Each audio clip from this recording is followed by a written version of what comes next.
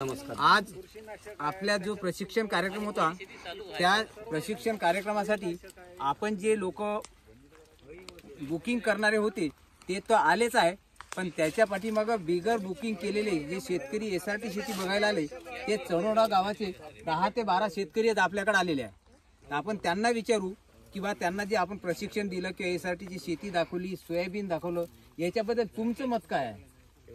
आमचं मत, तुमची शेती पाहून आम्हाला फार आनंद झाला। आज रोजी निसर्गाचा लहरीपणा, शासनाचं उलटसुलट धोरण आणि खत आणि औषधीचे वाढलेले भाव, या तीनही गोष्टीला साईड देऊन एसआरटी पद्धत तुम्ही जे अवलंबली आणि कमी खर्चामध्ये भरघोस उत्पादन घेण्याचं जे कार्य तुम्ही अविरत 5 वर्ष केलं आणि एसआरटी पद्धतीतून स्वतः करून आज लोकांपर्यंत तुम्ही पोहोचवलं, याच्याबद्दल सर्वप्रथम तुमचे अभिनंदन माना लागेल।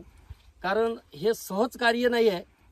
उपजीविकेचं साधन आपलं शेती आहे आणि या शेती या साधनामधून एवढं मोठं तण नियंत्रण करून ना नांगरण, ना वखरण, ना डवरण, ना निंदन आणि अगदी कमी केमिकल, कमी खत पाणी देऊन एवढी सुंदर शेती तुम्ही विकसित केली, याबद्दल आम्हाला तुमची हे एसआरटी शेती पाहून खूप आनंद झाला। सोयाबीनचं क्षेत्र पाहून यंदा अख्ख्या महाराष्ट्रावर सोयाबीनवर चारकोट मोजाक नावाचा जो भडीमार झाला, याच्यामध्ये अख्ख्या महाराष्ट्रातले सोयाबीनचे क्षेत्र निस्तानाभूत झाले। पण आज आम्ही जेव्हा शेतामध्ये आलो, तुमचं सोयाबीन असं हातात घेऊन जर पाहिलं तर मोती हातात आले, याचा आनंद झाला। कारण या वर्षाले असं सोयाबीन मिळालंच नाही पाहाले, हे सोयाबीन आज आम्हाला पाहायला भेटलं, हे एक आमचं परम भाग्य असं आम्ही समजतो।